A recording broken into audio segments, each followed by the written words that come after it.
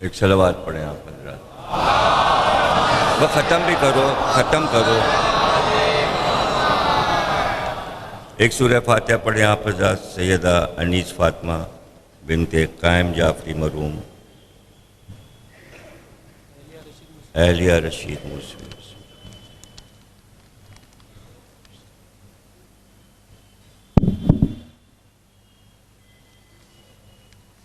بسم اللہ الرحمن الرحیم. تمام تعریفیں اللہ کے لیے، درود اور سلام محمد اور آل محمد کے لیے. صلوات پڑھیں.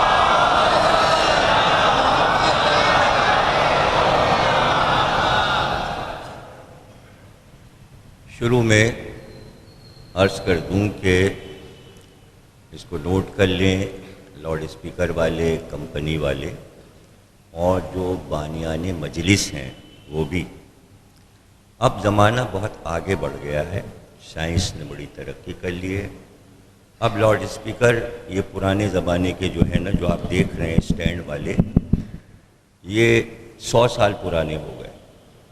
اس کی 100 سالہ یادگار ہو چکی، تو یہ اب نہیں رکھنے چاہیے، یہ ہٹا دینے چاہیے. 2 گھنٹے سیٹ کرنے میں لگتے ہیں. ایک ہوتا ہے صرف مکسر لگایا جاتا ہے. مکسر کا کام یہ ہے کہ وہ ہر لائن میں آواز کو برابر سے پہنچا دیتا ہے. اب سسٹم کچھ اور ہے، لیکن ہمارا یہ ہے کہ گاڑی ہم خریدیں گے تو نئے ماڈل کی، فریج پرانا ہو گیا نئے ماڈل کا، سامان نیا ہونا چاہیے. لیکن مجلس اعلیٰ کا سامان جو ہے وہ 100 برس پرانا چلا آ رہا ہے. امام حسین کے کام میں کوئی نئی چیز لانے کو تیار ہی نہیں لوگ. عجیب بات. اچھا، یہ کوئی حیدرآباد دکن ہی کا نہیں مسئلہ ہے، یہ پوری دنیا کا مسئلہ ہے. چاہے آپ امریکہ جائیے، لندن جائیے، تو وہاں بھی جو سائنسی ملک ہیں ڈھونڈ کے یہی سڑا والا پرانا لاتے ہیں یادگار، کہ انڈیا میں یہی استعمال ہوتا تھا تو یہی لگاؤ. تو اس میں ذوق چاہیے کہ آپ پتہ لگائیں. ہمارا جو ساؤنڈ والا ہے کراچی میں، اس کی اگر میں آپ کو سوانح حیات بتاؤں تو آپ حیران ہو جائیں. کم عمر تھا اور یہ ساؤنڈ لگاتا تھا، 100 روپے لیتا تھا. اس کو میں نے کتابیں دی مائک کے بارے میں،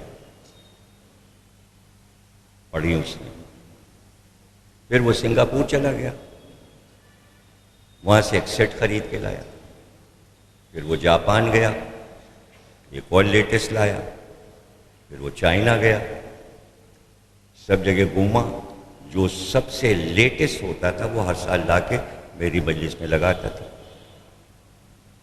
آخر میں وہ 100 سے لکھپتی بن گیا. پھر اس نے 65 لاکھ کا مکان خریدا، کوٹھی خریدی، پھر شادی کی، بچے ہوئے، مجھ سے نام رکھایا. اس کی اماں نے کہا تو شیعہ ہوتا جا رہا ہے، بچوں کے نام شیعوں والے رکھ رہا ہے. پھر بچوں کو اسکول میں داخلہ کرایا. اب دونوں بچے سی اے کر رہے ہیں، اور یہاں سے واپس جاؤں گا تو دونوں بچوں کی شادی ہے اور بیٹی کی بھی شادی ہے. کارڈ مجھے دے گیا ہے.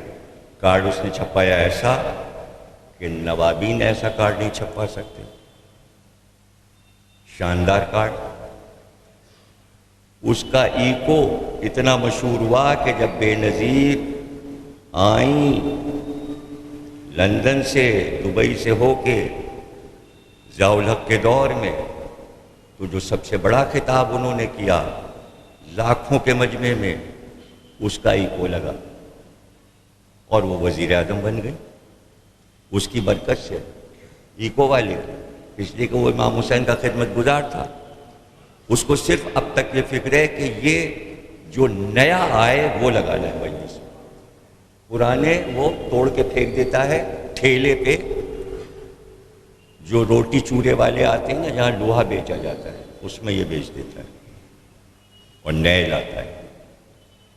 تو آپ کو باذوق ہونا چاہیے، نئی سی نئی چیز لانی چاہیے امام حسین کے لیے۔ لاؤڈ اسپیکر صحیح اس لیے ہونا چاہیے کہ یہ آپ انجینئر سے دکھوائیے، یہ کام آپ کا نہیں ہے، چونکہ امام باڑہ وسیع ہے، چھت اونچی ہے، تو آواز کہاں کہاں کیسے جائے گی یہ ہر آدمی کا مسئلہ نہیں ہے۔ یہ انجینئر بتائے گا کہ کون سا ایکو، کتنی ساؤنڈ کا کون سا مکسچر لگائیے کہ آواز آرام سے جائے۔ آپ ٹیلی ویژن پہ جا کے دیکھیں، یہ سب تھوڑی لگتا ہے، وہ تو بغیر تار کے ہوتے ہیں، کنیکشن کمپیوٹر سے ہوتا ہے۔ اب تو نیا زمانہ ہے نا، تو یہ چیزیں جیسے آپ نئے پنجے بنواتے ہیں، نئے پٹکے بنواتے ہیں، نیا تابوت بنواتے ہیں، نئی چادر بنواتے ہیں، رنگ ہوتا ہے ہر سال، اسی طرح ممبر کی چادر بدلی جاتی ہے، فرش، قالین، پرانے قالین ہٹتے ہیں، نئے قالین آتے ہیں۔ امام حسین کے روضے پہ بھی ایسے ہوتا ہے، پرانا سونا ہٹتا ہے، نیا سونا لگتا ہے، مینار کی پالشیں بدلی جاتی ہیں، نیا سونا لگتا ہے، نئی چادر بدلتی ہے، نیا تابوت بدلا جاتا ہے، نئی زری بدلی جاتی ہے۔ یہ تھوڑی کہ جو 5000 برس سے ہے وہی کیے چلے جا رہے ہیں۔ امام حسین کے لیے آپ کو سوچنا چاہیے، یہ آپ سے نہیں کہہ رہا ہوں، مجمع یہ جو سناٹے میں بیٹھا ہے، یہ معاملہ ہے جو بھی جہاں جہاں دنیا میں منتظم ہے۔ اب تو تقریر پوری دنیا میں سنی جاتی ہے، یہ صرف حیدرآباد والوں کا مسئلہ نہیں ہے، یہ ساری دنیا کے شیعوں کا مسئلہ ہے، اور سب کو سوچنا چاہیے۔ یہ تو بعد میں لوگ سنیں گے نا، یہ میرا پیغام، اور یہ ایک بار نہیں کہہ رہا ہوں، 50 بار کہہ چکا ہوں، ریکارڈ میں موجود ہے، سمجھا چکا ہوں، بتا چکا ہوں۔ اتنا وقت تھوڑی لگتا ہے کہ آپ 4 آدمی کھڑے ہوئے ہیں، لگا رہے ہیں، یہ کر رہے ہیں، وہ کر رہے ہیں، ایسے تھوڑی ہوتا ہے، 1 سیکنڈ لگتا ہے، بس سیکنڈ لگتا ہے، اور یہ اتنے اسٹینڈ تھوڑی ہوتے ہیں، 1 اسٹینڈ لگتا ہے اگر لگنا ہے، ورنہ اسٹینڈ کی بھی ضرورت نہیں ہے۔ اب تو ایسا ایک سے ایک چیزیں آ گئی، ایک سے ایک چیزیں آ گئی، مارکیٹ سے ایک ہی جاتی ہے۔ جب کمپیوٹر روز بدل جاتے ہیں تو یہ مشینیں تو بدل ہی جاتی ہیں۔ کیا کیا ہو گیا، موبائل دیکھیے آپ، اتنا شوق ہے لوگوں کو، اب کون سا آیا، اور اب کون سا آیا، اور اب کون سا آیا، روز بدلتے رہتے ہیں لوگ موبائل۔ اب نیا ماڈل آ گیا، اس میں یہ آسانی آ گئی، اس میں یہ آسانی آ گئی، تو یہاں کیوں نہیں یہ آپ سوچ رہے ہیں بھائی؟ کیوں؟ یہاں سوچنا سب سے زیادہ ضروری ہے، اس لیے کہ یہ ہمارے و آپ کے درمیان میں وسیلہ ہے، وسیلہ بہتر نہیں تو دین برباد۔ نہیں سمجھے؟ اللہ اور بندوں کے درمیان اگر وسیلہ معصوم نہ ہو، بے خطا نہ ہو، تو دین برباد ہو جاتا ہے۔ اس لیے اللہ نے کہا کہ نبی اور امام اور ولی ہمیشہ معصوم بھیجے جائیں گے جن سے خطا نہ ہو۔ وسیلہ ہے نا، تو ہم تو وسیلے کے قائل ہیں، وسیلہ درست ہونا چاہیے۔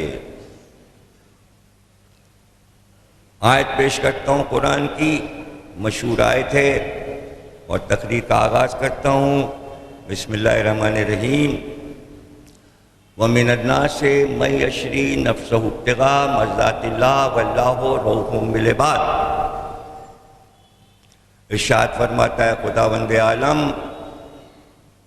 کہ مرضان خدا میں کچھ ایسے بھی ہیں جو اپنا نفس اللہ کے ہاتھ بیچ دیتے ہیں اور اللہ کی مرضیاں خرید لیتے ہیں۔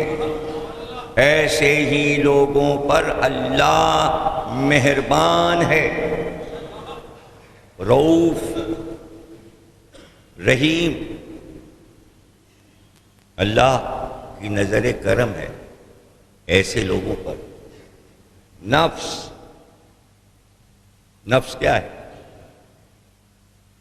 نفس کسے کہتے ہیں؟ انسان کا اندر کا اپنا ضمیر جس کی مرضی پہ چلتا ہے وہ، اللہ کہہ رہا ہے کہ سب اپنی اپنی مرضی چلاتے ہیں، اپنی مرضی پہ چلتے ہیں، لیکن کچھ ایسے بھی لوگ ہیں کہ جو اپنا نفس اپنے پاس نہیں رکھتے اور ہمارے ہاتھ بیچ دیتے ہیں۔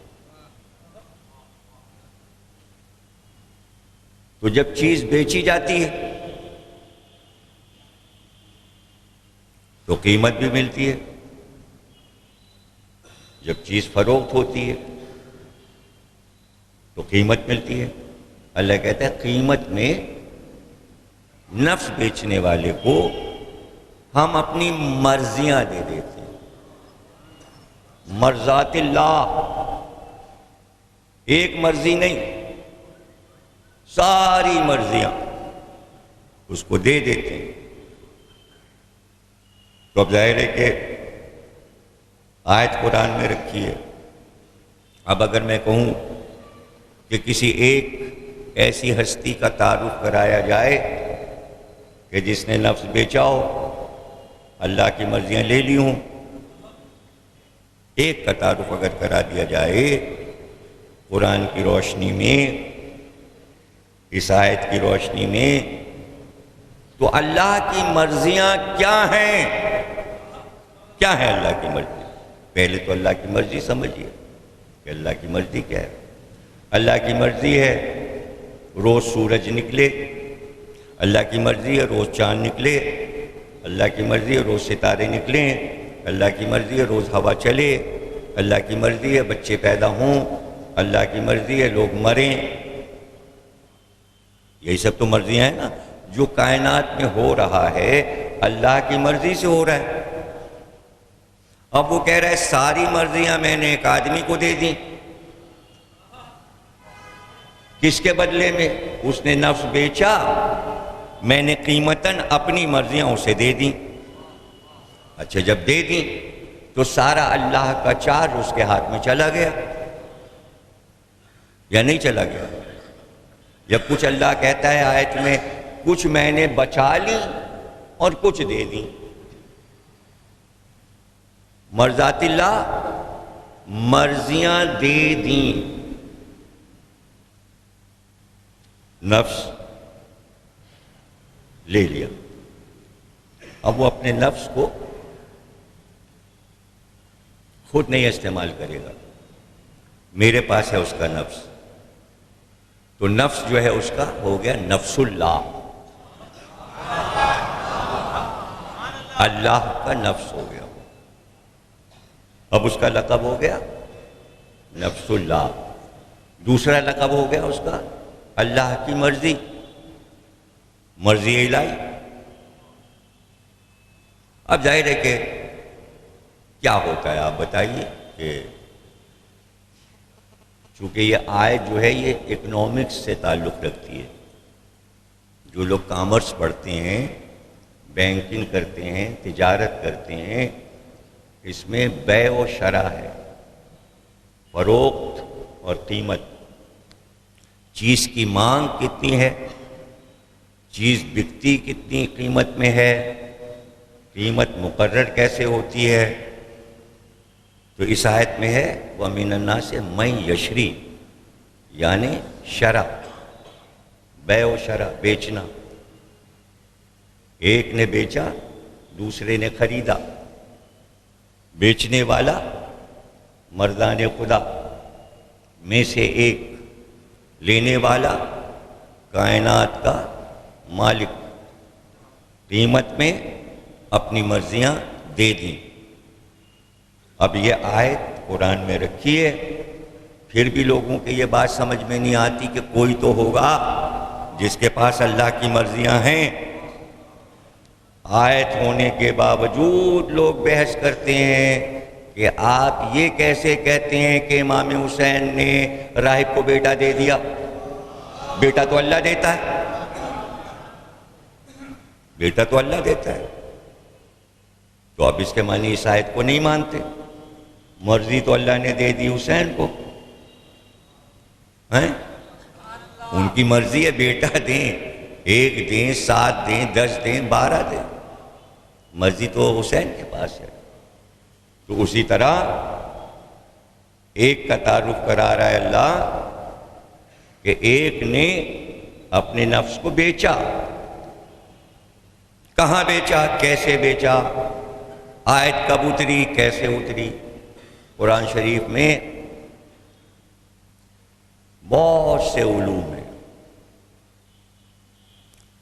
حرف سے لے کر لفظ کا علم، حرف کا علم، زیر و زبر کا علم، پیش کا علم، تجدید کا علم۔ الف کتنے قسم کے ہیں قرآن میں، الف کا علم، بے کا علم، یہ تک کا علم۔ پھر اس کے بعد کیا ہے؟ شان نزول، آیت کیوں اتری؟ پھر ایک اور علم ہے کہاں اتری، مکے میں اتری، مدینے میں اتری، گھر میں اتری، میدان میں اتری، بازار میں اتری، مسجد میں اتری، حجرے میں اتری، یہ ایک الگ علم ہے۔ تو وہ علوم جو تفسیر قرآن کے ہیں ان سے یہ معلوم ہوگا کہ یہ آیت کہاں پر اتری، تفسیر کے علم سے پوچھا جائے گا۔ اب تفسیر کا علم کہاں سے آیا؟ یہ کیسے پتہ چلے کہ کون سا سلسلہ تفسیر کا جو ہے وہ صحیح ہے؟ تو پہلے بچوں کو بتا دیں کہ کیسے پتہ چلتا ہے کہ تفسیر کا علم صحیح ہے، بتانے والا صحیح بتا رہا ہے۔ اس لیے کہ شیعہ اور سنی تفسیر کا علم لیتے ہیں رسول خدا سے۔ کیسے لیتے ہیں؟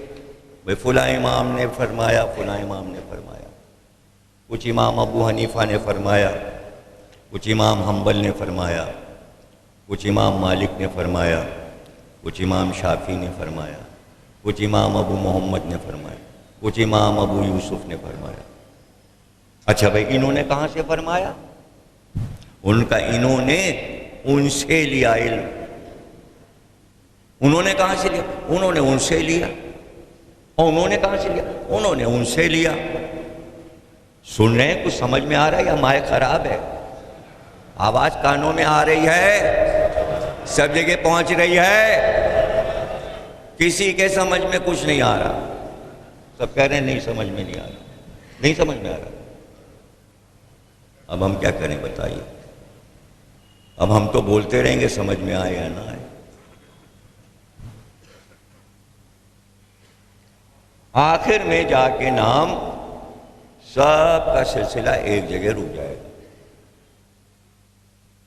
یہ سب نے کہاں سے لیا؟ عبداللہ ابن عباس سے۔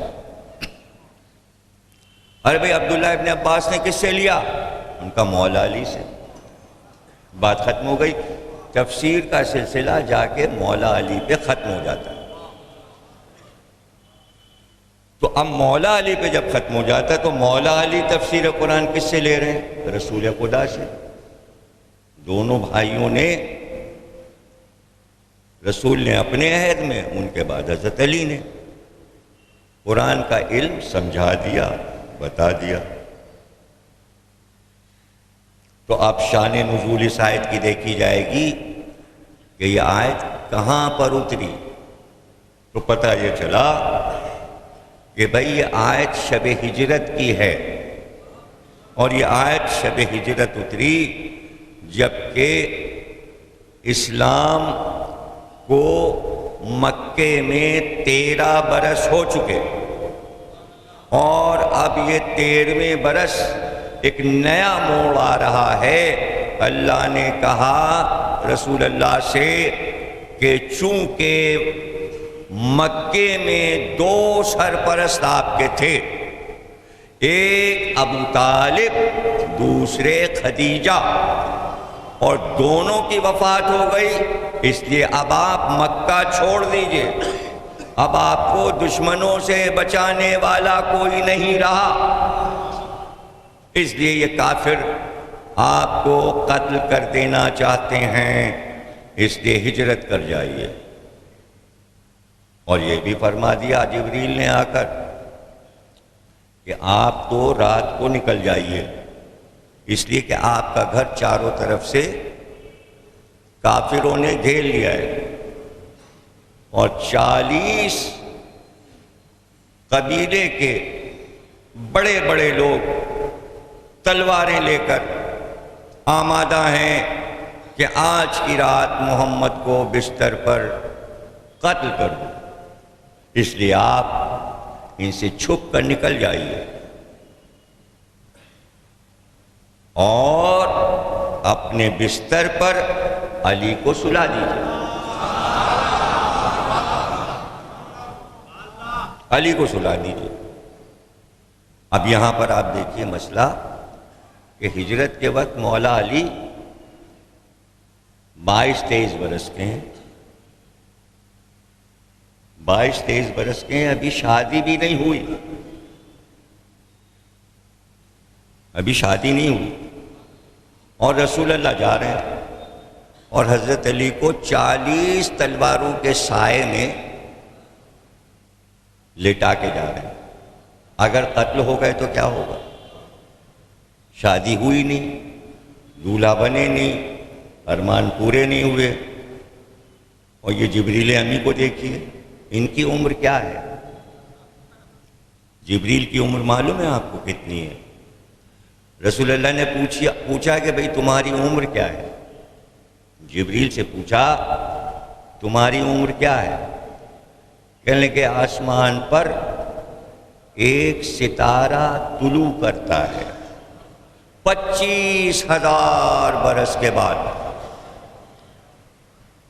ایک ستارہ طلوع کرتا ہے 25,000 برس کے بعد۔ اس ستارے کو میں 25,000 برس سے دیکھ رہا ہوں، طلوع ہوتے 25,000 بار دیکھ چکا ہوں۔ تو آپ حساب لگا لیجئے گا بیٹھ کے کمپیوٹر پہ کہ جبریل کی عمر کیا ہوئی، تو کتنی عمر ہو گئی۔ اور رسول اللہ سے کہہ رہے ہیں علی کو تلواروں میں سلا دیجئے، اے خود سو جائیں، خود ہی لیٹ جائیں نا، علی تو ابھی جوان ہے، اگر تلواریں چلیں تو جبریل پہ چلیں، اب تو عمر پوری ہو گئی، مکے میں جبریل کا انتقال ہو جاتا، اللہ کے گھر میں وہیں کہیں دفن کر دیے جاتے، لیکن کہہ رہے ہیں علی کو سلا دیجئے۔ تو اب یہ بتائیے کہ جبریل کو بھی اللہ نہیں لٹا رہا اور کسی اور ہستی کے لیے کہا نہیں جا رہا، اور اللہ کا حکم یہ ہے کہ علی کو سلا دیجئے۔ یعنی اس میں یہ نہیں ہے کہ رسول اللہ سے کہا جا رہا آپ چلے جائیے اپنی مرضی سے جس کو چاہیے لٹا دیجئے، جس کو چاہے بستر پہ لٹا کے چلے جائیں، لیکن کہیں چانس تو بہرحال ابھی ہے نہیں۔ آپ اگر سوچ رہے ہیں ادھر ادھر دیکھ رہے ہیں تو ہجرت میں کوئی چانس مانس کسی کا بھی ہے نہیں، سب نئے نئے لوگ ہیں، پتہ نہیں کون کب آئے ہیں اور کتنے دن ہوئے آئے ہوئے، ان کا ذکر نہ کیجئے، ابھی تو لوگ ہی قلت میں ہیں۔ اس سے پتہ چلا کہ قدرت چاہتی تھی کہ رسول کے بستر پر علی سوئیں۔ یہی تو دیکھنا ہے ہمیں اس آیت کو سمجھنے کے لیے، علم تفسیر میں یہ دیکھنا پڑے گا کہ علی کیوں سلائے جائیں، علی بستر پر کیوں لٹائے جائیں؟ کیا علی اگر بستر پر نہیں لیٹیں گے تو کیا ہجرت ہی نہیں ہوگی؟ کیا مسئلہ ہی حل نہیں ہوگا؟ تو سوچنے کی بات یہ کہ علی کیوں سلائے جائیں۔ علی کو اس لیے سلایا جائے گا بستر خالی نہ رہے، ورنہ رسول اللہ چلے جاتے بستر خالی رہتا، کہتے علی تم بھی ساتھ چلو، علی تم بھی ساتھ چلو۔ نہیں، علی کو اس لیے چھوڑیے کہ آیت آ چکی ہے کہ حق جمنے کے لیے ہے، باطل بھاگنے کے لیے ہے۔ اور علی کیا ہیں؟ رسول اللہ کی مشہور حدیث ہے جدھر جدھر حق جائے گا ادھر ادھر علی جائیں گے، جدھر جدھر حق جائے گا ادھر ادھر علی جائیں گے، جدھر جدھر علی جائیں گے ادھر ادھر حق جائے گا۔ تو علی کو بستر پہ اس لیے سلائیے کہ حق بھاگا نہیں ہے، بستر پہ حق موجود ہے، علی کا نام حق ہے، حق علی کا نام ہے، اس لیے حق جمع رہے، اس لیے کہ باطل تو جمع ہوا ہے، باطل تو بعد میں بھاگے گا نا حق کو دیکھ کے۔ اب مولا علی کو یہ فکر ہے کہ رسول اللہ اکیلے جا رہے ہیں ہجرت میں، اس لیے کہ بچپن سے تو حفاظت کی ہے، پہلا موقع ہے کہ جہاں رسول اور علی الگ ہو رہے ہیں، اور علی یہ سوچ رہے ہیں محافظ تو میں ہوں اور مجھے یہاں چھوڑے جا رہے ہیں۔ تو اب علی کو ایک ہی فکر ہے کہ رسول اللہ اکیلے جا رہے ہیں اور سفر ہے خطرناک۔ تو علی نے پوچھا کہ یا رسول اللہ، اگر میں آپ کے بستر پہ سو گیا تو میرے بستر پہ سونے سے آپ کی جان بچ جائے گی؟ تو علی کو اپنی پرواہ نہیں ہے، آپ کی جان بچ جائے گی یا نہیں۔ رسول اللہ نے کہا علی سو جاؤ، یہی ہے مرضی، یعنی سارے کام بن گئے تمہارے سونے سے، ہاں میں بچ جاؤں گا۔ جب یہ فرما دیا ہاں میں بچ جاؤں گا، تو جہاں علی کھڑے تھے وہیں فوراً علی نے زمین پر بیٹھ کر سجدہ کیا، اور سجدہ کر کے کہا پروردگار تیرا شکر ہے کہ رسول شہید نہیں ہوں گے، تیرا شکریہ۔ تو یہ تاریخ اسلام میں پہلا شکرانے کا سجدہ ہے، وجود نہیں تھا شکرانے کا سجدہ، علی نے ایجاد کیا۔ یہ ہے بقائے رسالت کے شکریہ کا سجدہ، یعنی کل دین، رسالت، نبوت اور اس کے بچنے کا شکریہ اللہ کی بارگاہ میں۔ تو رسول اللہ نے خود علی کو بستر پہ لٹایا، چادر ڈالی، اڑا دی جو چادر اوڑھتے تھے، امامہ سرہانے رکھ دیا، علی کا امامہ خود پہن لیا، اپنا امامہ لی، دوش کی ابا اپنی علی کو پہنا دی، علی کی ابا خود پہن لی۔ گویا آج کی رات نبی ولی بن گیا، ولی نبی بن گیا۔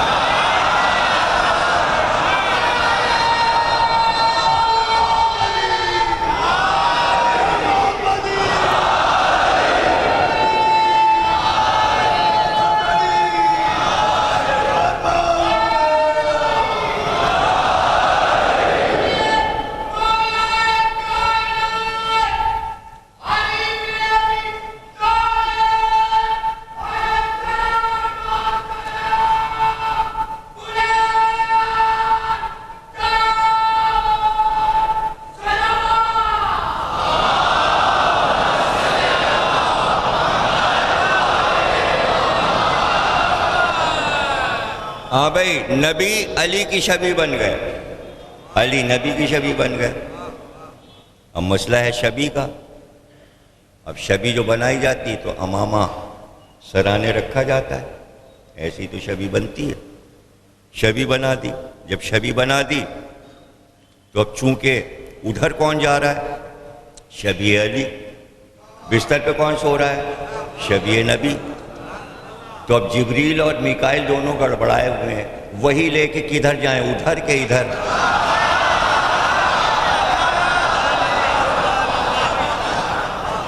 اب غار میں جائیں یا ادھر آئیں؟ تو فیصلہ تو اللہ کیا ہوگا۔ اگر اپنی مرضی سے جبریل وہی لے کے ادھر سے ادھر ہوئے تو کیا ہوگا؟ گڑبڑ ہو جائے گا۔ اس لیے کہ شب معراج ایک جگہ جبریل رک گئے تھے، آگے بڑھوں گا تو پر جل جائیں گے۔ تو یہ ولایت اور نبوت اور ولایت کے مسائل ایسے ہیں، اس میں فرشتے ڈرتے ہیں، فرشتے بہت ڈرتے ہیں، شیعہ نہیں ڈرتے۔ ان کو ڈر نہیں لگتا، جو چاہے فتویٰ دے دیں۔ فرشتے بہت ڈرتے ہیں، حالانکہ فرشتے معصوم ہو کے ڈر رہے ہیں، اور یہ غیر معصوم ہو کے فتوے دیے جا رہے ہیں علی کے بارے میں۔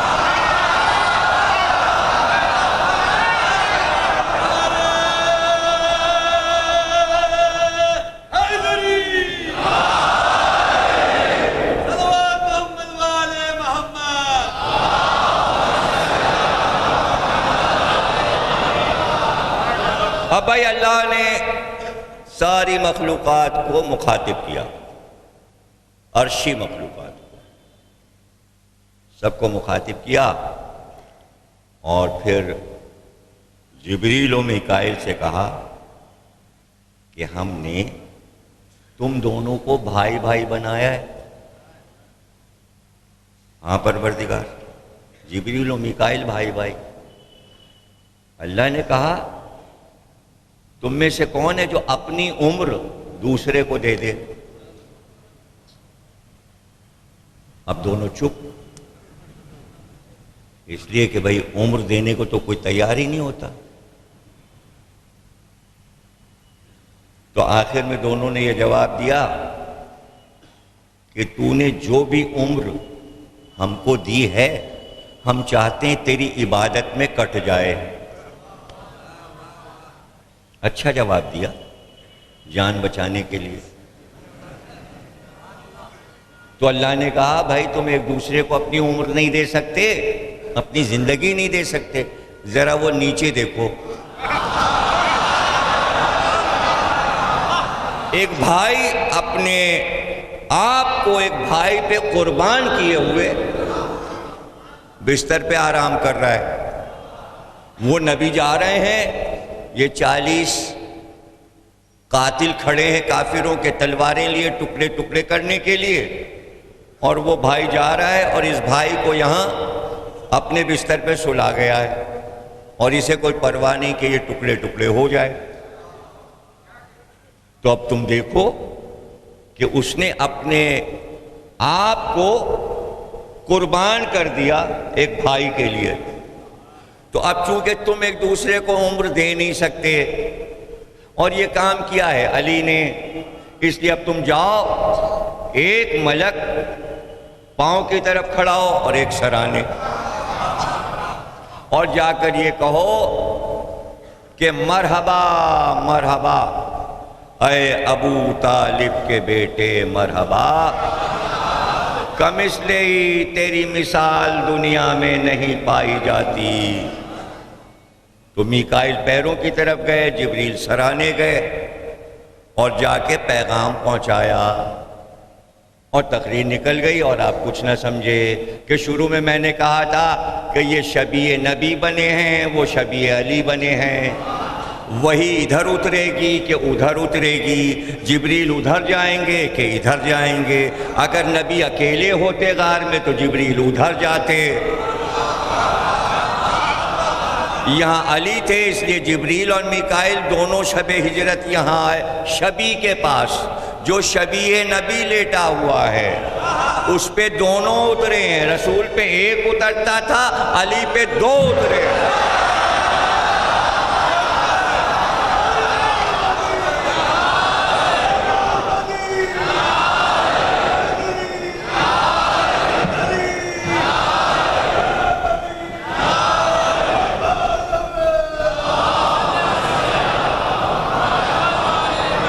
مرحبا مرحبا اے ابو طالب کے بیٹے، مرحبا۔ آیت پہلے ہی آ چکی تھی کہ اللہ کی کوئی مثال ہی نہیں ہے، اور وہی جملہ ملک علی کے لیے کہہ رہا ہے۔ اور جبریل سے کوئی کہے کہ پہلے تو تم نے کہا تھا کہ اللہ کی کوئی مثال نہیں، آج کہہ رہے ہو علی کی کوئی مثال نہیں، تو جبریل بہت چالاک ہے، فوراً کہیں گے تم سمجھے ہی نہیں۔ جب اللہ کے لیے آیت آئی تھی تو کہا تھا اللہ کی کوئی مثال نہیں، جب علی کے لیے کہا کوئی مثال نہیں تو کہا ابو طالب کے بیٹے، وہ خالق ہے، یہ مخلوق ہے۔ اگر ابو طالب کا نام نہ لیتا تو میں کافر ہو جاتا۔ یعنی ابو طالب کا نام ملک کو کفر سے بچاتا ہے، تو اب ابو طالب کا کیا مرتبہ ہوگا ایمان کی بندی؟ مرحبا مرحبا اے ابو طالب کے بیٹے، مرحبا۔ عام طور سے دیکھیے دنیا کا دستور یہ ہے کہ اگر باپ دادا میں کوئی خرابی ہوتی ہے، ایسا ہو جاتا ہے، خرابی کا مطلب یہ ہے کہ بھئی ٹیکسی ڈرائیور کا لڑکا کمشنر ہو گیا، ہو جاتا ہے، ہندوستان میں تو یہ سب بہت ہوتا ہے، اسکول ٹیچر ہے لڑکا منسٹر ہو گیا، یہ بہت ہوتا ہے ایسا۔ امریکہ میں بھی ہوتا ہے، کسان کا بیٹا ابراہیم لنکن امریکہ کا صدر ہو گیا، جمی کارٹر مونگ پھلی بیچنے والا امریکہ کا صدر ہو گیا، ہو جاتا ہے نا۔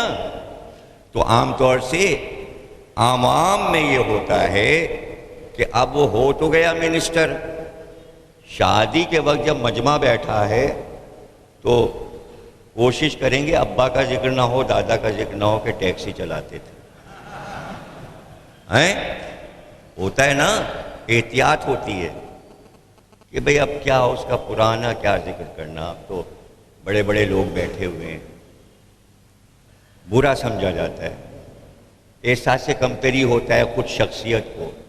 اب یہاں پہ غور کر لیجئے، اگر ابو طالب معاذ اللہ کافر تھے تو فرشتوں نے آ کے شب ہجرت ابو طالب کا نام کیوں لیا؟ یعنی اللہ یہ چاہتا ہے کہ جب اسلام کا جشن منایا جا رہا ہے شب ہجرت، تو اس شب ہجرت کو ابو طالب کے نام کر دیا جائے۔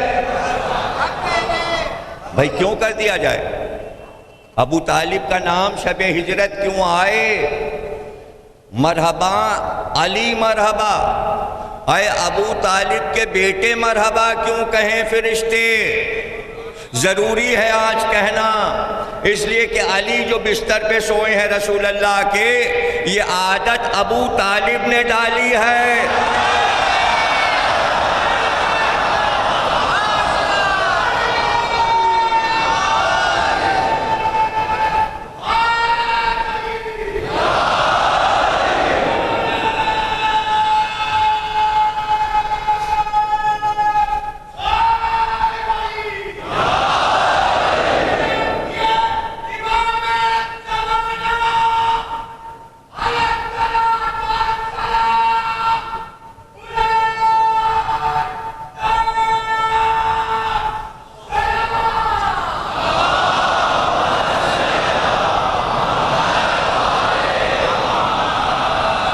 بھئی شیب ابی طالب میں جب تمام کافروں نے بنی ہاشم کا بائیکاٹ کر دیا اور مکے سے نکال دیا، تو گھاٹی تھی شیب ابی طالب جس میں ابو طالب پورے خاندان کو لے کر چلے گئے،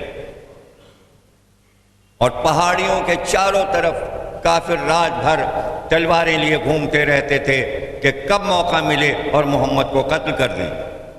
تو حضرت ابو طالب شام سے نگرانی کرتے تھے کہ ادھر تو کوئی نظر نہیں آ رہا، ادھر تو کوئی نظر نہیں آ رہا، اور اس کے بعد چپکے سے محمد کو ان کے بستر سے اٹھاتے اور وہاں علی کو لٹا کے محمد کو دوسری جگہ لٹا دیتے، تاکہ قتل کرنے والا جب محمد کے بستر پہ جو دیکھ کر گیا ہے، جب وہ قتل کرنے آئے تو علی قتل ہو جائیں، محمد بچ جائیں۔ تو علی کو تو عادت پڑ گئی تھی محمد کے بستر پر سونے کی، بچپن سے سوئے تھے، پھر ابو طالب نے سلایا، تو آج کی رات لیٹتے ہی نیند آ گئی، اس لیے کہ اسی بستر پہ تو نیند آتی تھی۔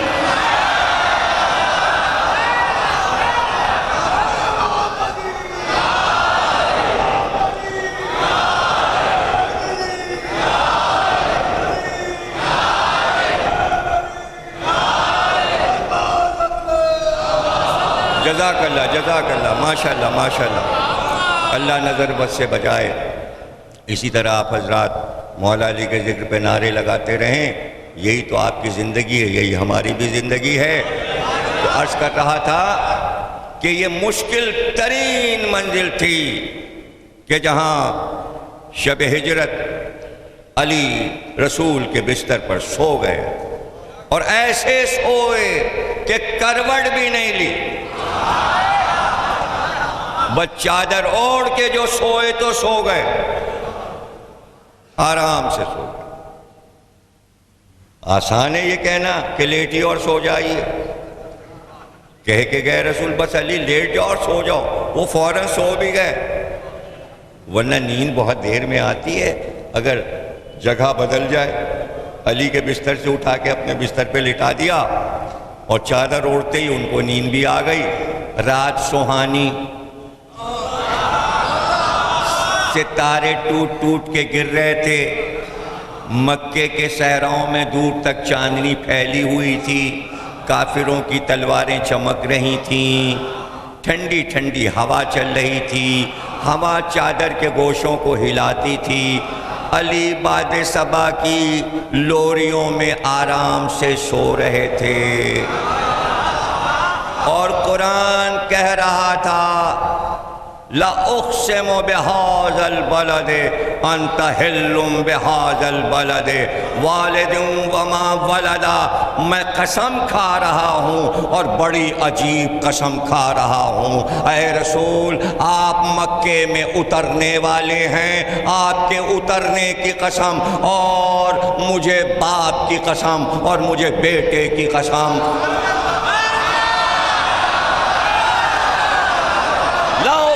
بہذا البلد، بڑی عجیب قسم کھا رہا ہوں۔ اللہ کہہ رہا ہے میں بڑی عجیب قسم کھا رہا ہوں، اور پھر یہ کہے آپ مکے میں اترنے والے ہیں۔ مکے سے تو آپ جا رہے ہیں، مکے میں اتر کہاں رہے ہیں؟ پتہ چلا آگے کی خبر دی جا رہی، اور پھر کہا جا رہا ہے کہ ہمیں باپ کی قسم اور بیٹے کی قسم۔ اہل سنت کے عالم ابن حدید معتزلی نے شرح نہج البلاغہ میں لکھا کہ یہ قسم اللہ نے جو کھائی وہ باپ کون ہے اور بیٹا کون ہے؟ باپ ابو طالب ہے، بیٹا علی ہے۔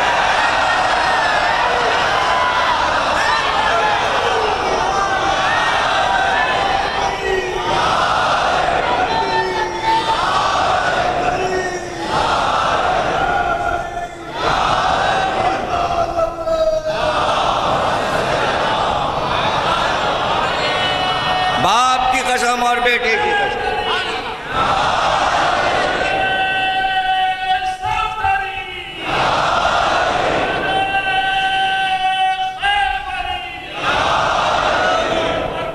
باپ وہ باپ کہ 13 برس جو نبوت کا سرپرست رہا، بیٹا وہ بیٹا جو 10 برس مدینے میں سرپرستی کر رہا ہے دین کی۔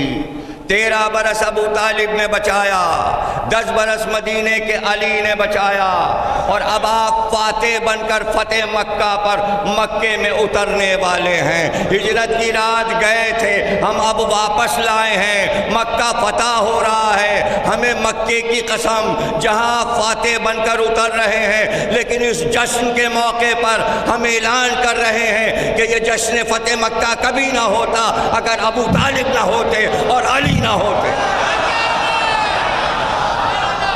آیات قرآن۔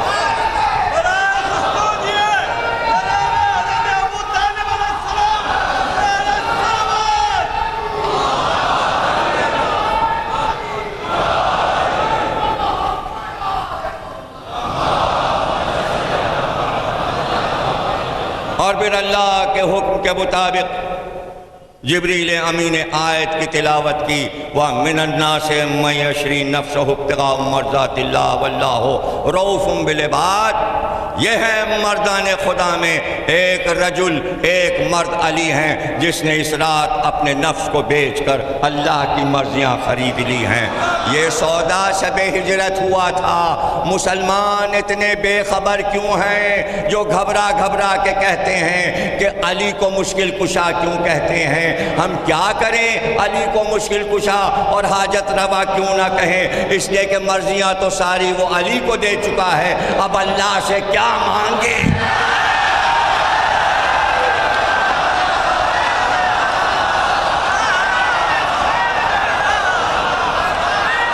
اللہ سے کیا مانگیں؟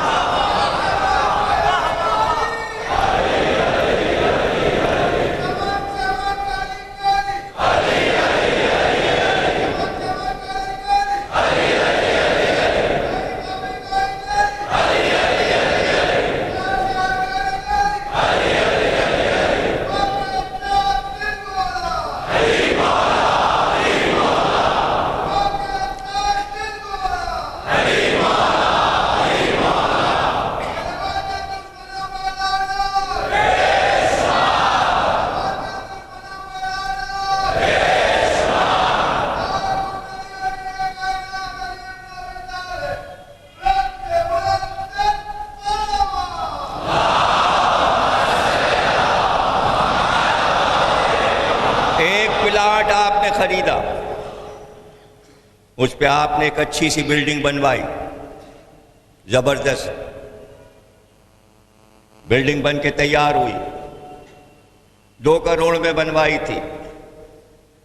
گورنمنٹ کے لوگوں کو پتہ چلا، ان کا یہ 5 کروڑ کی بیچ دیجئے، 2 کروڑ میں بنوائی تھی، 5 کروڑ کی بیچ دیجئے، ہم اس میں ڈاک خانہ کھولیں گے یا کوئی بینک گورنمنٹ کا کھولیں گے۔ آپ کا فائدہ تھا، آپ نے 2 کروڑ کی بلڈنگ 5 کروڑ میں بیچ دی۔ رات میں گورنمنٹ کے لوگ آئے، آپ کے گھر پہ ڈرائنگ روم میں بیٹھے، سائن ہوا، دستخط ہوئے، کاغذ ہوئے، آپ نے 5 کروڑ روپے لیے اور کاغذ زمین کے مکان کے دے دیے۔ وہ چلے گئے، انہوں نے وہاں بینک کھولا یا ڈاک خانہ کھولا، یہ ان کی مرضی ہے۔ حکومت کی ہو گئی وہ زمین، وہ مکان۔ آپ کے پاس کیا ہے؟ 5 کروڑ، آپ نے بینک میں رکھ دیے، اکاؤنٹ میں پیسے رکھ دیے۔ لوگوں کو پتہ چلا بھائی ان کے پاس 5 کروڑ روپے ہیں۔ ایک شخص آیا، اس نے کہا ہمارا بچہ امریکہ جا رہا ہے، اس کے لیے فیس کا انتظام کر دیجئے۔ 2 لاکھ نکالے، دے دیے۔ دوسرے دن کسی اور کو پتہ چلا، وہ آئے، کہنے آپ ماشاءاللہ آپ کے پاس بہت پیسہ ہے، میری بیٹی کی شادی ہے، کچھ دے دیجئے۔ 1 لاکھ دے دیے، شادی کر لو۔ ایک چھوٹا بچہ تھا، اسکول میں داخل کرانا، اس کی یہ 10,000 روپے فیس ہے، دے دی، یہ لیجئے۔ بھائی سخی ہونا چاہیے، کنجوس نہ ہو۔ اچھا اب آپ اس سے کیا لڑیں گے کہ تجھے جو 5 کروڑ ملے بانٹ رہا ہے، اس کی مرضی، بانٹے، دے رہا ہے، اپنا غریبوں کی مدد کر رہا ہے، اسٹوڈنٹ کی مدد کر رہا ہے، غریب لڑکی کی شادی کرا رہا ہے، کچھ بھی کرے وہ۔ اس میں کسی کو بولنے کا کیا حق ہے؟ کیا گورنمنٹ بول سکتی ہے؟ اب گورنمنٹ کیوں بولے؟ گورنمنٹ کو تو مکان مل گیا، اور گورنمنٹ نے پیسے دے دیے ان کو، تو چیز خریدی ہے نا، مفت میں تو پیسے نہیں ملے، چیز دی ہے تبھی تو پیسے ملے ہیں۔ اب دشمن جو تھا اسے پتہ ہی نہیں کہ انہوں نے جو مکان بنوایا تھا 2 کروڑ کا، وہ 5 کروڑ میں حکومت کے ہاتھ بھیج دیا۔ دشمن کو معلوم نہیں تھا، وہ سمجھا یہ مکان ان کا ہے، اور انہوں نے ڈاک خانہ کھولا ہے۔ رات کو چھپ کے آیا، ڈاک خانے میں آگ لگا دی دشمنی میں۔ اب جو ڈاک خانہ جلا تو پتہ چلا کہ بھائی پولیس آ گئی، اور سب جناب پکڑ دھکڑ آدمی کو ڈھونڈ لیا، اور پکڑ کے اس کو کہا تم نے یہ کیوں جلایا؟ کہا وہ تو ہماری دشمنی تھی، ہم نے جلایا۔ کہا پاگل ہو، اس کا تھوڑی ہے یہ تو گورنمنٹ کا جلایا ہے تم نے۔ اب گورنمنٹ تمہیں سزا دے گی، کچھ نہیں سمجھے آپ یا سمجھے مجھے نہیں معلوم۔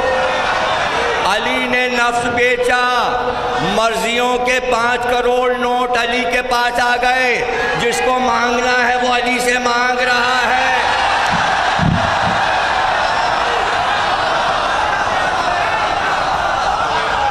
اس میں کیا جلنا ہے؟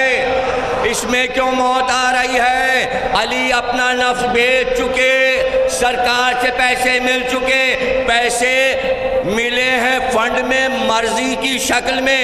اب علی کے پاس ہے مرضی، جس کو چاہے بیٹا دیں، جس کی چاہے عمر بڑھا دیں، جسے چاہے دولت دیں۔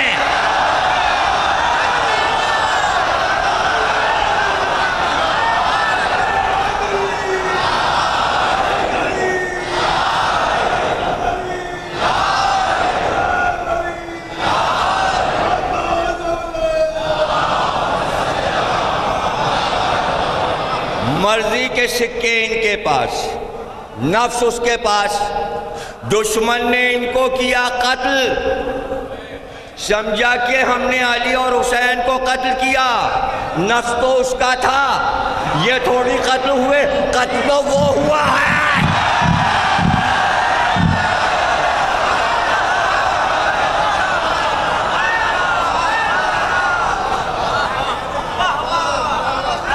تلوار اس پہ چلی ہے، اس لیے سرکار سزا دے گی۔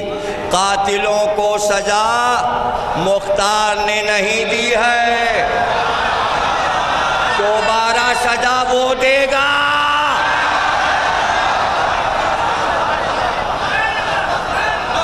اس لیے کہ معاملہ اس کا ہے، معاملہ اس کا ہے۔ حدیث قدسی ہے، حدیث قدسی میں فرمایا اللہ نے، سن لیجئے ٹھنڈے دل سے، اور مرزا دبیر کا ایک مشہور مرثیہ ہے، اس میں یہ حدیث قدسی مرزا دبیر نے پوری نظم کی ہے، اور جہاں یہ مرثیہ چھپا ہے لکھنؤ سے، اس کتاب کا نام ہے سب مسانی، خبیر لکھنوی نے اس میں دبیر کے 14 مرثیے چھاپے غیر مطبوعہ، اس میں ایک مرثیہ یہ بھی ہے،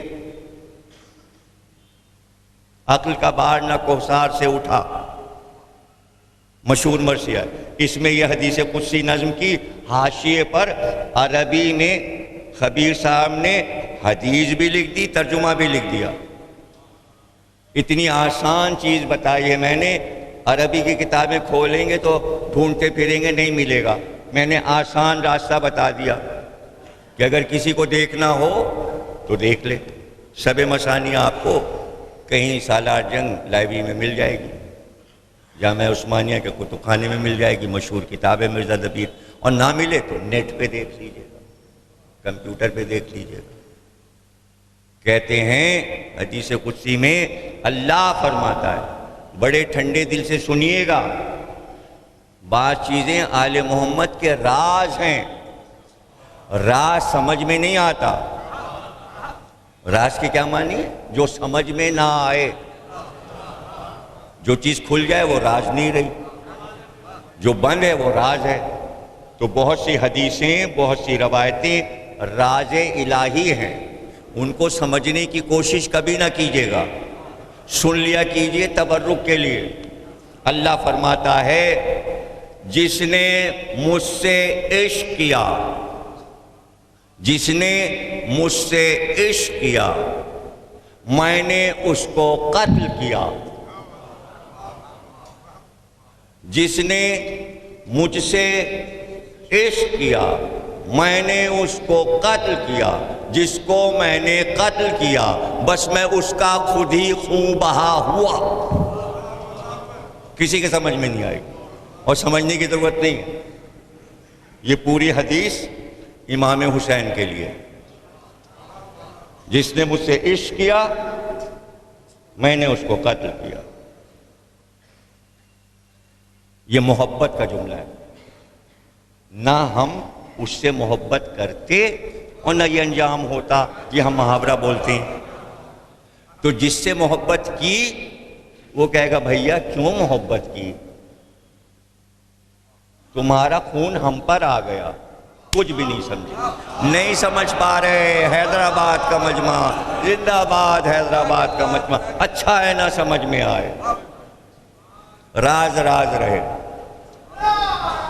راز راز رہے۔ اللہ کہہ رہے کہ بھائی چونکہ عشق کرنا مجھ سے مشکل ہے، ہر ایک مجھ سے عشق نہیں کر سکتا. دنیا پکار رہی اللہ سے عشق ہے. ارے یہ زبانی ہے، عشق بغیر قتل کے نہیں ہے. تو اللہ کہہ رہا ہے ارے میں نے عشق کی دعوت تمہیں دی تھی، تم نے عشق کر لیا، میں ہی تو ذمہ دار ہوں. اگر تم عشق نہ کرتے تو کیوں مارے جاتے؟ اس لیے یہ تمہارا قتل میں اپنے اوپر لے رہا ہوں. جب میں اپنے اوپر لے رہا ہوں تو خون بہا میں بن رہا ہوں، یعنی میں اپنے کو تمہارے خون میں تول رہا ہوں. قاتل کو تو میں جو کروں گا وہ کروں گا، وہ تو بہت ہلکا کام ہے. تمہارے خون کی قیمت روپیہ پیسہ نہیں ہے، زمین آسمان، میں خود تمہارے خون کا وزن ہوں. کچھ سمجھے کچھ نہیں سمجھے. اب اس کے بعد اگر آپ سمجھ لیجئے تو بہت بڑی بات ہے، اور نہ سمجھ میں آئے تو نہ سمجھ میں آئے. اللہ نے صرف ایک عشق کیا. اللہ نے صرف ایک عشق کیا. کس سے؟ محمد سے. سرکار کیا ہے؟ محبوب الہی. اللہ نے محبت کی کس سے؟ سرکار سے. حسین نے عشق کیا اللہ سے. اللہ نے عشق کیا محمد سے. حسین نے عشق کیا اللہ سے. اب جو عشق کرنے والا ہے وہ بڑا ہوتا ہے یا جس سے کیا جاتا ہے وہ بڑا ہوتا ہے؟ یہ فیصلہ بعد میں کیجیے گا. اب مجھے نہیں پتا عشق کرنے والا عظیم ہوتا ہے یا جس سے کیا جائے وہ عظیم ہوتا ہے. یہ فیصلہ آپ پوری رات کرتے رہیے گا، نتیجہ نہیں نکلے گا، اس لیے سوچئے گا نہیں. لیکن اس میں ایک بات ہے، جو عشق کرتا ہے وہی تڑپتا ہے.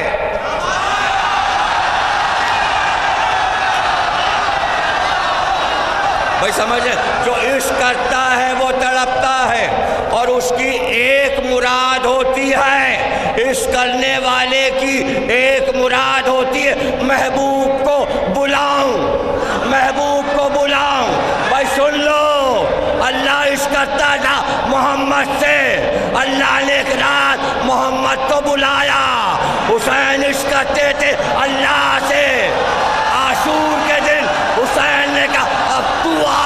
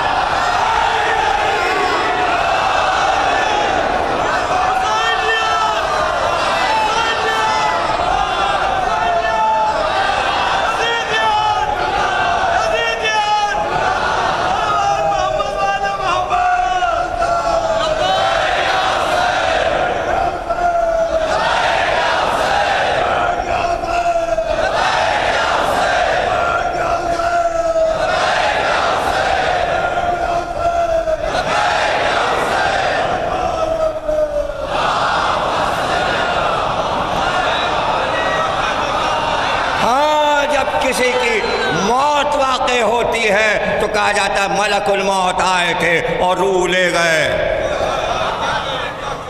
یہاں ملک الموت کا کام نہیں ہے، پہلے ہی سورہ اتار دیا، والفجر وليال عشر والشفع والوتر. مجھے صبح کی قسم، مجھے 10 راتوں کی قسم، مجھے 1 کی قسم، مجھے 2 کی قسم. راضیہ تم مرضیہ، میں تجھ سے راضی، تو مجھ سے آجا، میں تجھے لینے آیا ہوں. عاشور کے دن خدا اترا تھا کربلا میں.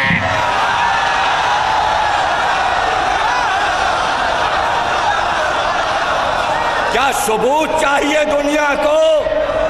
مگر ثبوت چاہیے دنیا کو کہ عاشور کے دن اللہ کربلا میں اترا تھا، حسین کے پاس اترا تھا، حسین نے بلایا تھا۔ میں آگے نہیں بتاؤں گا کہ وہی ہے یا واپس گیا۔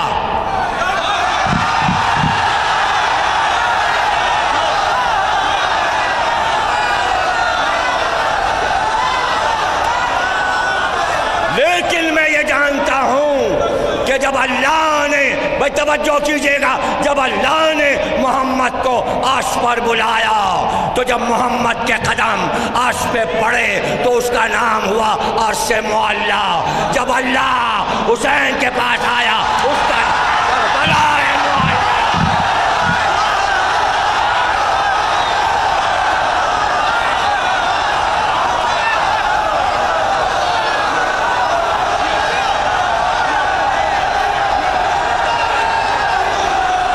وہ عرش معلی ہے۔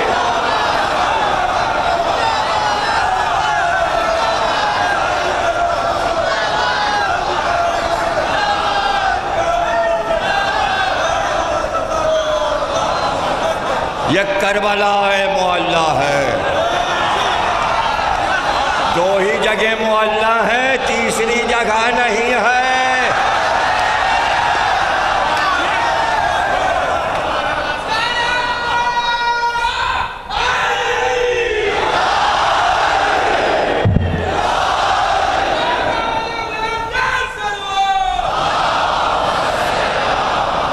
کیا دیکھنے آیا تھا؟ کیا دیکھنے آیا تھا؟ آیا تھا یا آیا ہے؟ یہ کیسے پتا چلے؟ یہ کیا نور ہے کربلا میں؟ یہ کیا نور ہے کربلا میں؟ ہم فخر کرتے ہیں اپنے امام باڑوں پر لکھ کر یا حسین، جھنڈے لگاتے ہیں یا حسین، گھروں پہ جھنڈے لگاتے ہیں، علم لگاتے ہیں یا حسین۔ اور جب کربلا میں داخل ہوئے تو کائنات میں پورے صرف حسین کا روضہ ہے جس پہ لکھا ہے اللہ اکبر۔ ارے کعبے پر بھی نہیں لکھا، کعبے پر بھی نہیں لکھا۔ مدینے میں گنبد خضرا پہ بھی اللہ اکبر نہیں لکھا۔ پتہ چلا یہ رہ گیا اس کی وجہ سے۔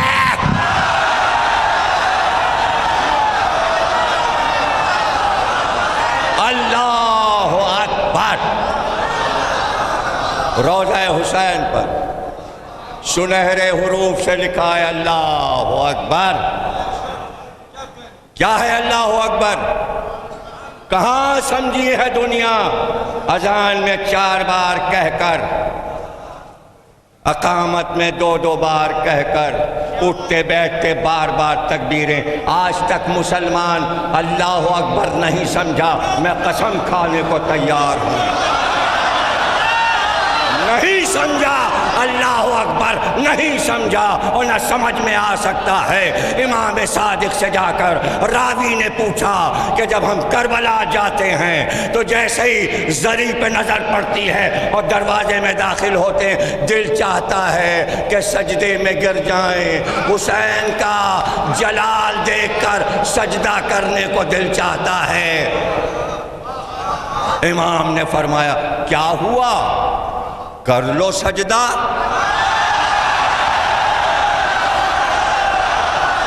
کیا ہوا؟ کر لو سجدہ، مگر خیال رکھنا جیسے ہی سجدے میں جانا پکار کے کہنا اللہ اکبر۔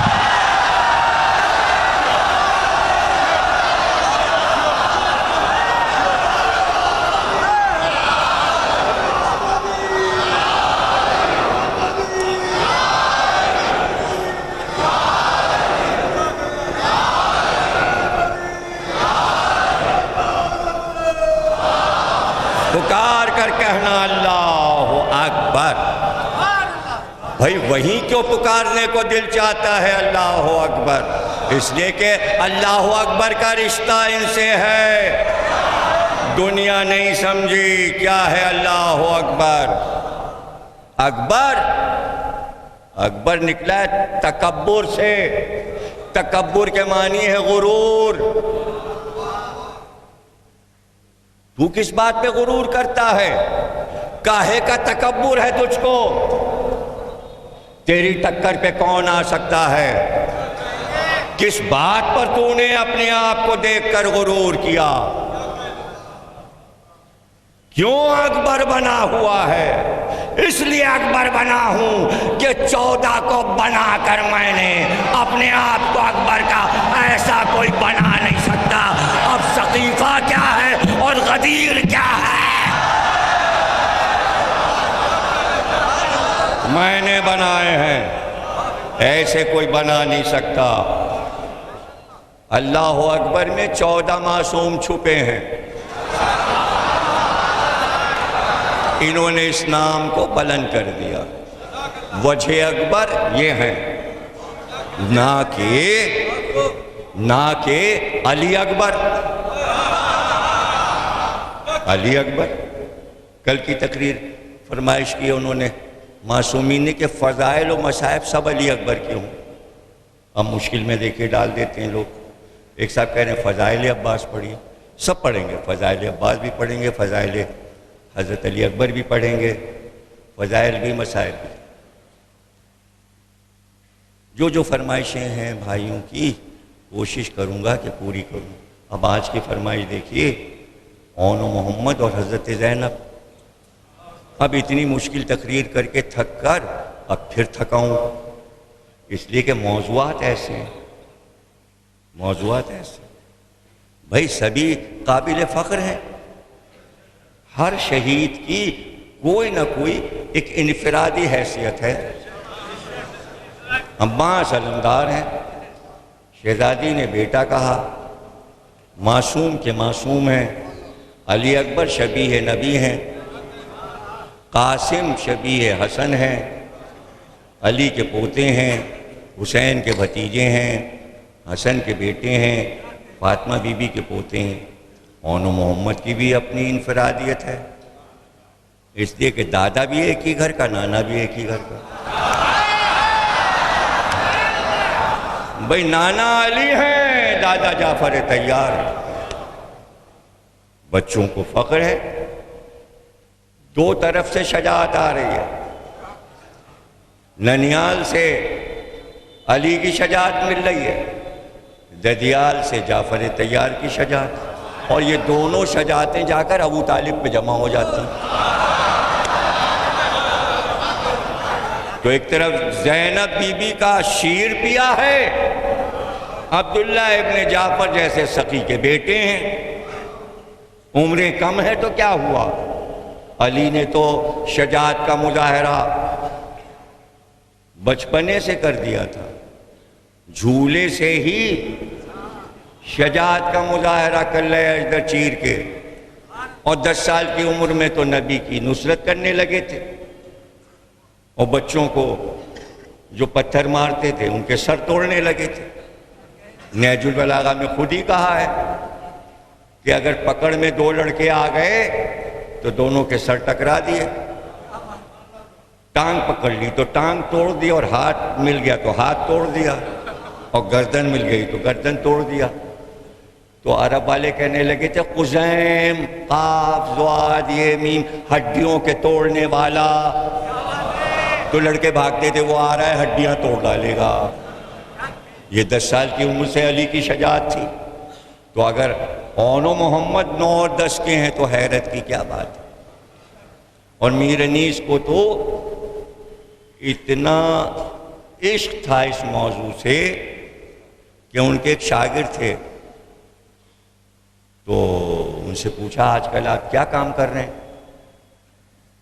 میر صاحب کہنے لگے جتنے مرثیے آپ نے حضرت اون و محمد کے لکھے ہیں وہ سب میں جمع کر رہا ہوں. تو روز پوچھتے تھے اب کتنے ہوئے؟ ان کا 20 ہو گئے. اب کتنے ہوئے؟ 25 ہو گئے. انیس نے کہا آپ کہاں تک جمع کریں گے؟ فیض آباد سے لکھنؤ تک میں نے صرف اون و محمد پہ 250 مرثیے کہے ہیں. گویا بڑا پسندیدہ موضوع ہے. شروع کرتے ہیں حور کے حال سے، دوزخ سے جو آزاد کیا حور کو خدا نے، کھلوا دیے فردوس کے در عقدہ کشا نے، زانو پہ رکھا صد کو امام دو سرا نے، اعلیٰ کیا ادنا کو بزرگوں کی دعا نے، سب جس کے طلبگار تھے جنت میں وہ دور تھا، حوران جنا گر تھیں اور بیچ میں حور تھا۔ اور یہاں سے شروع کر کے ایک دم اون محمد پہ آ گئے۔ جب قطع کی مسافت شب آفتاب نے، اس کے درمیان میں علم کا ذکر آ گیا تو حضرت اون محمد پہ 12 بند لکھ دیے۔ تم کیوں کہو کہ لال خدا کے ولی کے ہیں، فوجیں پکارے خود کے نواسے علی کے ہیں۔ کیا کچھ علم سے تھا جعفر طیار کا نام؟ یہ تھی ایک عطائے رسول فلک مقام، بگڑی لڑائیوں میں بنایا انہی سے کام، کھینچتے تھے تیغ تو ہلتا تھا روم و شام، بیجاں ہوئے تو حق نے جواہر کے پر دیے، لشکر نے 3 روز ہزیمت اٹھائی جب، بخشا عالم رسول خدا نے علی کو تب، مرحب کو قتل کر کے بڑھا جب وہ شیر رب، در بند کر کے قلعے کا بھاگی سپاہ سب، اکھڑا وہ یوں گراں تھا جو در سنگ سخت سے، جس طرح توڑ لے کوئی پتا درخت سے۔ نرغے میں 3 دن سے ہے مشکل کشا کا لال، اماں کا باغ ہوتا ہے جنگل میں پائمال، پوچھا نہیں کہ کھولے ہیں کیوں تم نے سر کے بال، میں لٹ رہی ہوں اور تمہیں منصب کا ہے خیال، غمخوار تم میرے ہو نہ عاشق امام کے، معلوم ہو گیا طالب ہو نام کے، ہاتھوں کو جوڑ جوڑ کے بولے وہ لالا فام، غصے کو آپ روک لیں اے خواہر امام، واللہ کیا مجال جو اب لیں علم کا نام۔ فوجیں بھگا کے گنج شہیدہ میں سوئیں گے، تب قدر ہوگی آپ کو جب ہم نہ ہوئیں گے۔ ہوا ایسا ہی کہ اون محمد کی قدر بڑھتی چلی گئی، جو کارنامہ اون محمد نے کیا، اس لیے کہ بھانجے تھے، راج دلارے تھے حضرت زینب کے، اجازت کیسے دے دیتے؟ حضرت زینب کو معلوم تھا کہ بھائی ان بچوں کو مرنے کی اجازت نہیں دیں گے، تو فضہ سے کہا ذرا بھائی کو بلا لا۔ اندر خیمے میں آئے، دونوں بچوں کے ہاتھ پکڑ کر اس کی طرف کیے اور بھائی کے گر 7 بار، اور ہاتھ جوڑ کر کہا بھیا میں نے نانا سے سنا ہے کہ جب صدقہ نکال دیتے ہیں تو صدقہ گھر میں نہیں رکھتے، میں نے دونوں بچوں کو آپ پر سے صدقے کر دیا، اب انہیں میدان جنگ میں جانے دیجیے۔ 2 سجے ہوئے گھوڑے آئے، ایک کو عباس نے گھوڑے پہ سوار کیا، ایک کو علی اکبر نے گھوڑے پہ سوار کیا، دونوں بچے میدان جنگ میں گئے۔ جناب زینب پس پردہ بیٹھی فضہ سے پوچھ رہی تھی مجھے حال بتا میرے بچے کس طرح لڑ رہے ہیں، اور فضہ بتاتی تھی بی بی آپ کے بچوں نے اب میسرے پہ حملہ کیا ہے، اب میمنے پہ حملہ کیا ہے، اب قلب لشکر میں در آئے ہیں، اور ایک بار فرمایا ابھی خبر آئی ہے کہ عمر سعد کے خیمے پر بچوں نے حملہ کر دیا ہے، اور وہ پشت خیمہ سے نکل کر بھاگا ہے، اور وہ پوچھتا تھا کیا عباس آ گئے، یہ اتنا لرزہ کیوں ہے میدان میں؟ تو آوازیں آ رہی تھیں یہ تو علی کے نواسے لڑ رہے ہیں، یہ زینب کے لاڈلے لڑ رہے ہیں، عباس آئیں گے تو کیا ہوگا؟ کہا گیا یہ قابو میں نہیں آئیں گے، نیزے والوں کو بلاؤ، بھالے والوں کو بلاؤ، اور دور سے دائرہ بنا کر دائرے کو تنگ کرتے جاؤ، اور بھالوں کی نوکیں بچوں کی طرف رہیں، جب قریب آ جائیں بھالے والے تو چاروں طرف سے نیزے مارے جائیں، ٹھیس ٹھیس کر بھالے مارے جائیں۔ کچھ دیر کے بعد دونوں بچے گھوڑے سے زمین پہ تشریف لائے، آواز دی ماموں آپ پر آخری سلام، جزاک اللہ۔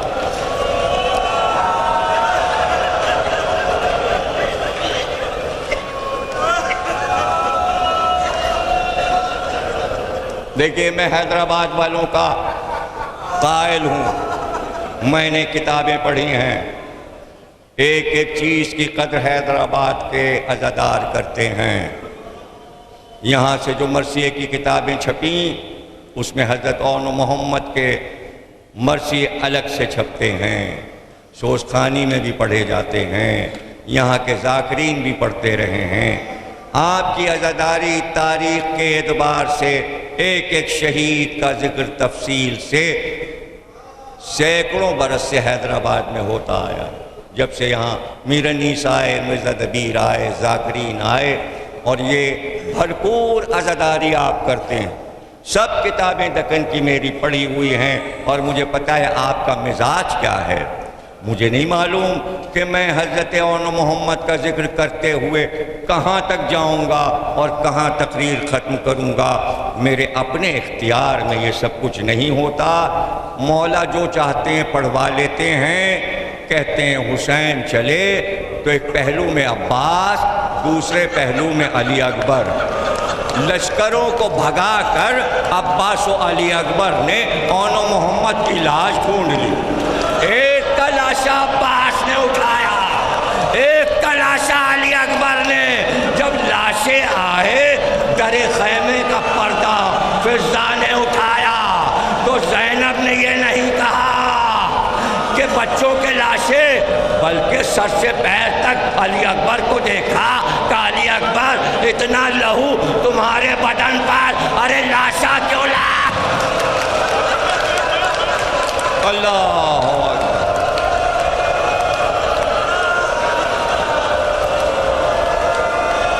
زینب نے نہ بین کیے نہ ماتم کیا، کہتے ہیں فوراً خیمے کی زمین پر ایک سجدہ کیا، پروردگار تو نے زینب کی قربانی کو قبول کر لیا۔ سجدہ شکرانہ، سجدہ شکرانہ۔ ہاں جب لاشیں جانے لگے تو صرف دو جملے کہے، کون و محمد اگر مدینے میں جنازہ اٹھتا تو بڑے دھوم سے اٹھتا، تم لوگوں کا باپ مدینے کا امیر ہے۔ یہ کہہ کے چپ ہو گئی۔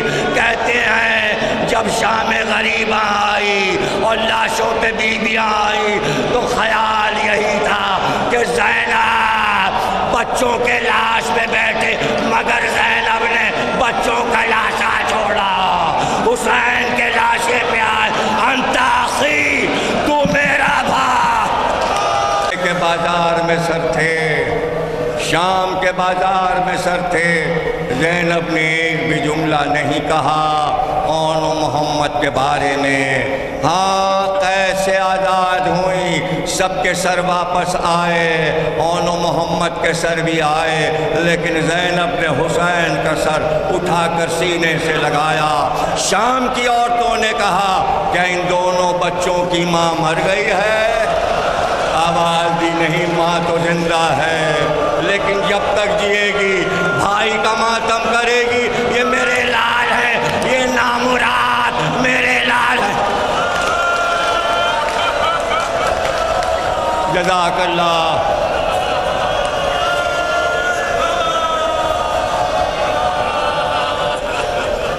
مدینے آ گئی، مدینے آ گئی، نانا کو پرسا دیا، ماں کی قبر پہ گئیں، پرسا دیا، ساری شہادتیں سنائیں۔ اون محمد کا ذکر نہ رسول اللہ سے کیا نہ جناب سیدہ سے کیا۔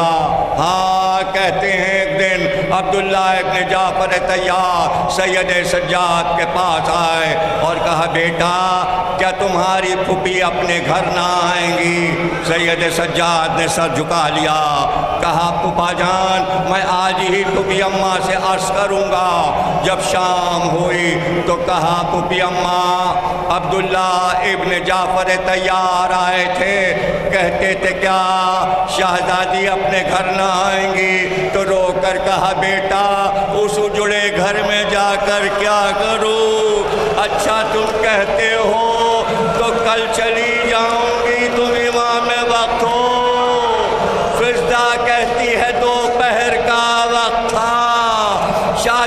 بیوی نے چادر اوڑھی اور چلی اپنے گھر کی طرح، پیچھے پیچھے فضا کہتی ہے گھر کا دروازہ کھولا، عبداللہ اس وقت گھر پہ نہ تھے، وہ زینب جو کربلا سے صبر کرتی ہے، سامنے دونوں بچوں کے حجرے نظر آئے تو خالی بستر دیکھ کر ایک بار کلیجہ پکڑ کے بیٹھ، کون محمد آ کے تو دیکھو میرا گھر اجڑ گیا۔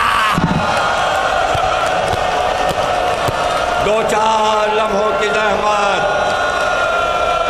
دو چار لمحے کی زحمت، اور ایک بار فرش پر خاک پر بیٹھ کر رونا شروع کیا، بال چہرے پہ پڑے تھے۔ گھر کا دروازہ کھلاؤ، عبداللہ ابن جعفر آیا، اندر آئے، کہنے لگے اے عورت کیوں روتی ہے یہاں؟ یہ عبداللہ ابن جعفر کا گھر ہے، بدشگونی نہ کر۔ تو بال ہٹا کر کہا ارے اب زینب کو بھی نہ پہچان دو۔ خاک کے سامنے بیٹھ گئے، کہ شہزادی پہچانا نہیں جاتا، صورت پہچانی نہیں جاتی۔ جب آپ گئی تھی 28 رجب کو سارے بال کالے تھے، سیاہ تھے، اب تو سارے بال آپ کے سفید ہو گئے، یہ کمر کیسے جھک گئی، یہ چہرہ پہچانا؟ کہ عبداللہ جس کے گھر سے ایک دن میں 18 لاشیں، کہتے ہو صورت پہچانی نہیں جاتی۔ جزاک اللہ۔ بس دو آخری جملے سن لیجئے، یہ مجلسیں اتوار تک جاری ہیں اسی عزا خانے میں۔ اتوار کی مجلس میں امام حسین کی جنگ پڑھوں گا، فرمائش ہوئی ہے، اب دو چار جملے سن لیجئے۔ فوراً شہزادی نے کہا کیوں بلایا ہے؟ یہ پوچھنے کے لیے کہ بیٹوں نے لڑائی کیسی کی، یہ سننے کے لیے، اپنے بچوں کی بہادری سننے کے لیے مجھ کو بلایا ہے؟ کہا نہیں شہزادی، بچوں کا کیا ذکر، آقا کے ذکر میں غلاموں کا کیا ذکر؟ میں نے تو زحمت آپ کو اس لیے دی کہ صفین کی لڑائی میں، جمل کی لڑائی میں ہم لوگ سب لڑ رہے تھے مولا علی کے ساتھ، مسلم لڑ رہے تھے، محمد حنفیہ لڑ رہے تھے، میں بھی لڑ رہا تھا، لیکن جب حملہ کر کے ہم لوگ فتح کر کے آتے تو علی کہتے مسلم تم بہت بہادر ہو، عبداللہ ابن جعفر تم بہت بہادر ہو، محمد حنفیہ تم بہت بہادر، لیکن میرے حسین سے بڑا بہادر کوئی نہیں ہے۔ اے شہزادی، ہم نے حسین کو لڑتے نہیں دیکھا، ہم نے سنا ہے حسین کربلا میں خوب لڑے، ہم نے آپ کو زحمت دی ہے، ذرا بتائیے میرا بھائی کربلا میں کیسے لڑا؟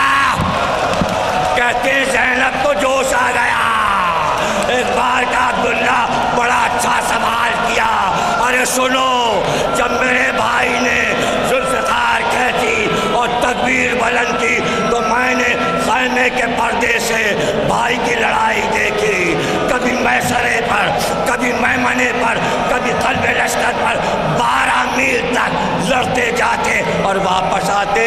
آخری جملہ زینب کہتی لیکن ہر وار پہ کہتے میرے جوان بھائی کو مارا، میری لڑائی دیکھو، ارے جوان